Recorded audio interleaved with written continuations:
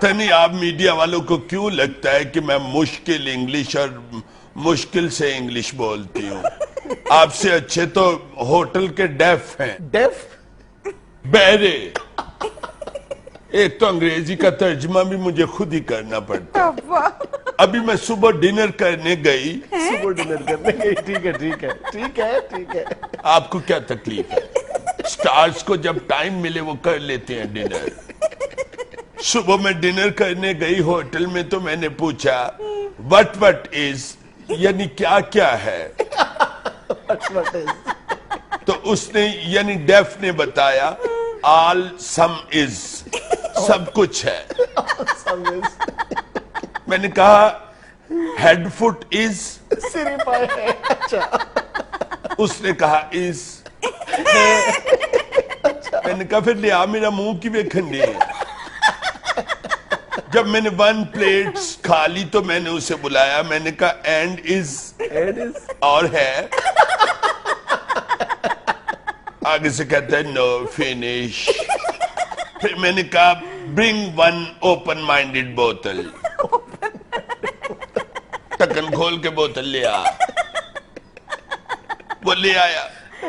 मैंने इतने सुकून से कैंडल लाइट डिनर किया। Sunlight was coming, good song was walking. बड़ा प्यारा एटमॉस्फेयर था होटल का। Song was walking. गाना चल रहा था। डेफ ने फिर आके मुझसे पूछा मैडम एंड सम, और कुछ? I said no handsome, go and bring the mathematics. Mathematics साहब लेके आ। मैं की खादा है, मैनू नहीं याद रहंदा मैं की खादा है। ना मैनू ये याद रहंदा मैं की खादा है, ना मैनू ये याद रहंदा कि किदा किदा खादा है। वो जब मैथमेटिक्स लेके आया तो मैंने उसे 100 रुपी टिप दे दिया।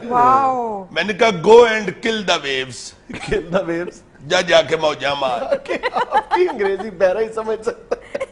डोंट डू टिच कर, keep your work with work. अपने काम से काम रखे सर।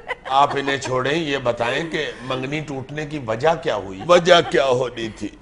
बस मिसेस थंब गुम गई। Mrs thumb? ओ जाहिला, थंब अंगूठा, मिसेस थंब अंगूठी।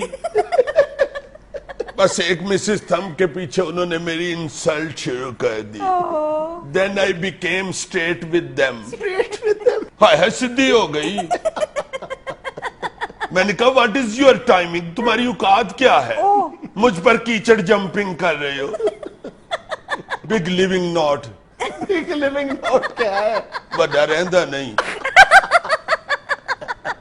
यानी अब फिर से आप रिश्ते की तलाश में हैं।